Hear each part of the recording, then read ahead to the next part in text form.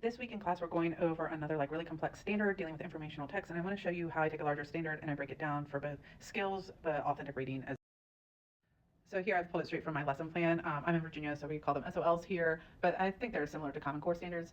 The student will use text evidence to demonstrate comprehension, and then we're analyzing how an author's word choice, and we're focusing on organizational patterns, actually more than word choice, impact their purpose and support the reader's comprehension. So that's a lot. Analyze their pattern, and how it impacts the author's purpose and supports comprehension, which might even lead to the main idea, right? So then we have our standard progression, and I actually have the tab open already. So how I try to break this apart so that we could kind of understand what that meant is the phase progression, focusing on organizational patterns. So can I identify the basic organizational patterns? Can I explain the purpose? Can I describe how an organizational pattern clarifies the main idea or aids in comprehension? And then going to the analysis part. And so the first part of this is just the beginner phase, and the beginner phase is simply identifying, and this is something students should have come into 7th grade already knowing, but I did create a anchor chart for students that might need it, and then this is where I bring in a tool like IXL. So here you can see IXL has identifying, they call it text structures. We have to talk about text structures and organizational patterns. And I have students work on this, but I tell students this is only the beginner phase. This is not, we cannot use this skill to demonstrate mastery of this standard. This will just show me that you are at least developing and no longer beginning because you can identify. And so next I had students developing, and what they would do, they would be given another short passage. They'd identify the organizational patterns, how they knew. This might be highlighting some of the key words that were on that anchor chart or that they already know. And then now we bring in the purpose of the author using this pattern. Why would the author use compare, contrast, or cause and effect? What's the purpose? So this is how this gets a little bit deeper. Then we have the approaching.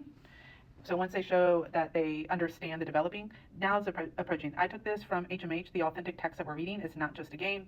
And I took parts here, just close readings.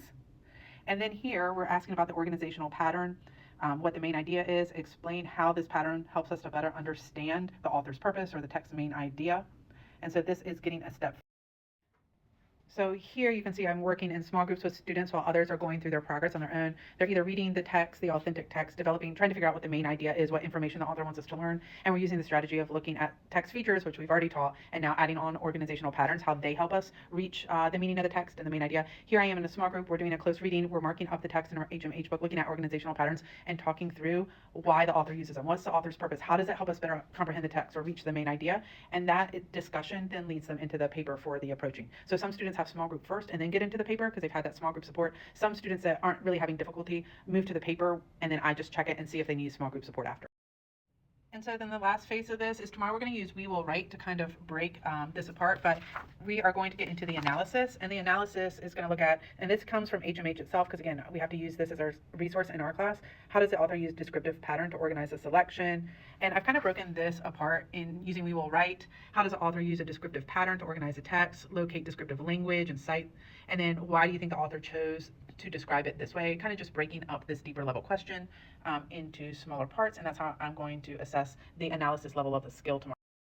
And I do still think students will have some trouble even using We Will Write to kind of break it apart. And in those cases, I'll let students talk it out with me. But really what I'm trying to see is that they can connect the organizational pattern to both the author's purpose and understanding of the text, leading them to kind of the main idea or what the author is trying to teach us or have us learn by writing this informational text. So I would love to know, what are your strategies for breaking apart these larger, more complex standards into phases or progressions? What do you feel has worked? I'd love to know. I want to try new things myself.